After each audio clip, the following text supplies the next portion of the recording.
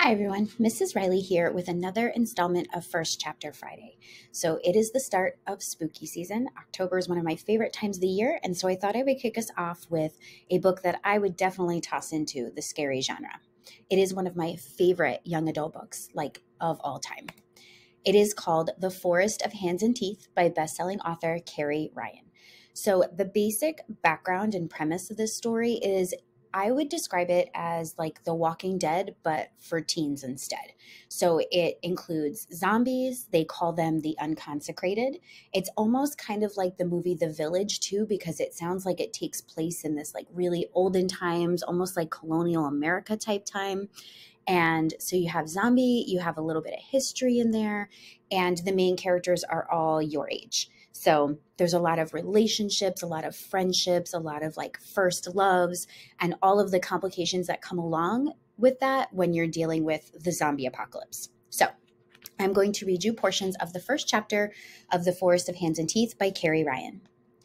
My mother used to tell me about the ocean. She said there was a place where there was nothing but water as far as you could see, and that it was always moving, rushing towards you, and then away. She once showed me a picture that she said was my great great great grandmother standing in the ocean as a child. It has been years since, and the picture was lost to fire long ago, but I remember it, faded and worn. A little girl surrounded by nothingness. In my mother's stories, passed down from her many greats grandmother, the ocean sounded like the wind through the trees, and men used to ride the water. Once, when I was older and our village was suffering through a drought, I asked my mother why, if so much water existed, were there years when our own streams almost ran dry. She told me the ocean was not for drinking, that the water was filled with salt. That's when I stopped believing her about the ocean. How could there be so much salt in the universe, and how could God allow so much water to become useless? But there are times when I stand at the edge of the forest of hands and teeth and look out at the wilderness that stretches on forever and wonder what it would be like if it were all water. I close my eyes and listen to the wind in the trees and imagine a world of nothing but water closing over my head. It would be a world without the unconsecrated, a world without the forest of hands and teeth. Often, my mother stands next to me, holding her hand up over her eyes to block the sun, and looking out past the fences and into the trees and brush, waiting to see if her husband will come home to her. She is the only one who believes that he has not turned, that he might come home the same man he was when he left. I gave up on my father months ago and buried the pain of losing him as deeply as possible so that I could continue with my daily life. Now I sometimes fear coming to the edge of the forest and looking past the fence. I'm afraid I will see him there with the others. Tattered clothes, sagging skin, the horrible pleading moan, and the fingers scraped raw from pulling at the metal fences. That no one has seen him gives my mother hope. At night, she prays to God that he has found some sort of enclave similar to our village, that somewhere in the dense forest he has found safety. But no one else has any hope. The sisters tell us that ours is the only village left in the world. My brother Jed has taken to volunteering extra shifts for the guardian patrols that monitor the fence line. I know that, like me, he thinks our father is lost to the unconsecrated, and that he hopes to find him during the patrol of the perimeter and kill him before our mother sees what her husband has become. People in our village have gone mad from seeing their loved ones as unconsecrated. It was a woman, a mother, horrified at the sight of her son infected during a patrol, who set herself on fire and burned half of our town. That was the fire that destroyed my family's heirlooms when I was a child, that obliterated our only ties to who we were as people before the return, though most were so corroded by then that they only left wisps of memories. Jed and I watch our mother closely now, and we never allow her to approach the fence line unaccompanied. At times, Jed's wife Beth used to join us on these vigils until she was sent to bed rest with her first child. Now it's just us. Jed is off on a long-term patrol of perimeter, checking the strength of the fences, and my mother likes to spend her afternoons near the forest looking for my father. I need to be there to comfort her, just in case, to hold her back from the fences if she finds him. We both know there is little hope. That's when I hear it, the siren. It is so old and so rarely used these days that it starts out with a creak and a wheeze, and then it is full blown. I scrabble up the hill toward the center of our village, ignoring the winding path and choosing instead to grab at branches and vines to help me up the steep slope.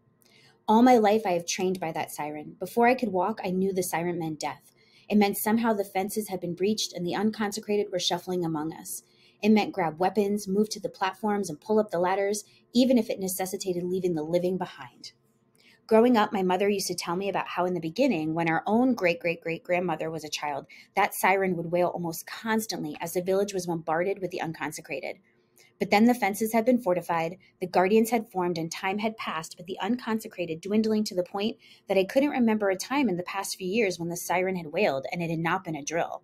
I know that in my life there have been breaches, but I also know that I am very good at blocking out the memories that serve me no purpose.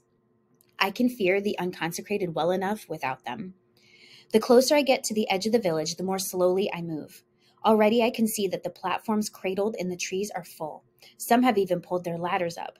All around me is chaos. Mothers dragging children, the implements of everyday life scattered in the dirt and grass. And then the sirens cut out. There is silence and everyone freezes. A baby resumes its wailing. A cloud passes over the sun, and I see a small group of guardians dragging someone toward the cathedral. Mother, I whisper, everything inside of me falling at once, because somehow I just know. I know that I shouldn't have lingered at the stream, that I shouldn't have waited there, and that she was waiting for me to accompany her to the fence. My back is ramrod straight as I walk toward the entrance to the cathedral, an old stone built well before the return. Its thick wooden doors open, and my neighbors step aside as they see me draw near, but no one will look me in the eyes. At the edge of the crowd, I hear someone murmur, "She was too close to the fence. She allowed one to grab her." Inside, it feels as though the stone walls drain the heat of the day, and the hairs on my arms stand on end. The light is dim, and I see the sisters surrounding a woman who is keening and moaning, but not unconsecrated. My mother knew to never get too close to the fences, to the unconsecrated. Too many in our village have been lost that way. It had to have been my father she saw at the edge of the fence line, and I close my eyes as the once dampened pain of losing him slashes through my body again. I should have been with her.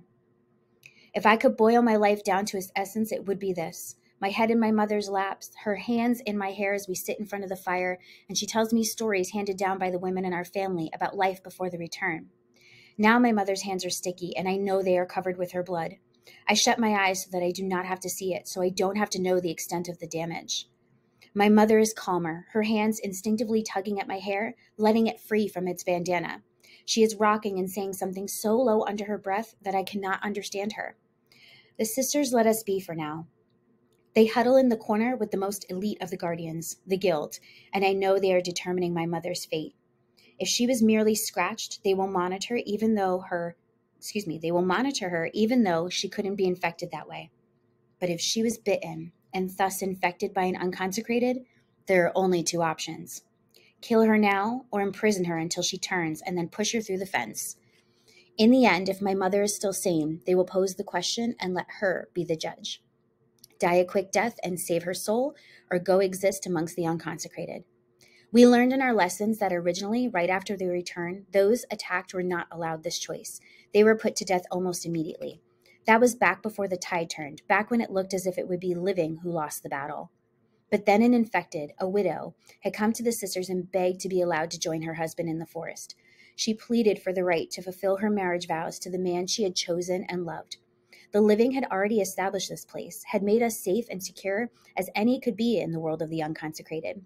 And the widow made an excellent point. The only true thing that separates the living from the unconsecrated is choice, free will. She wanted the choice to be with her husband. The sisters debated against the guardians, but it is the sisterhood's word that is always final. They decided that one more unconsecrated would not endanger our community, and so the widow was escorted to the fence where 3 guardians held her until she succumbed to the infection and then pushed her through the gate just before she died and returned unconsecrated. I can't fathom leaving an old woman to face such a fate, but such is the way of choice, I imagine. Thank you for staying with me and listening to the first chapter of The Forest of Hands and Teeth by Carrie Ryan. If you are interested in checking this book out, enter the raffle in the Library Google Classroom, and there's also 2 more books in the series. Happy October!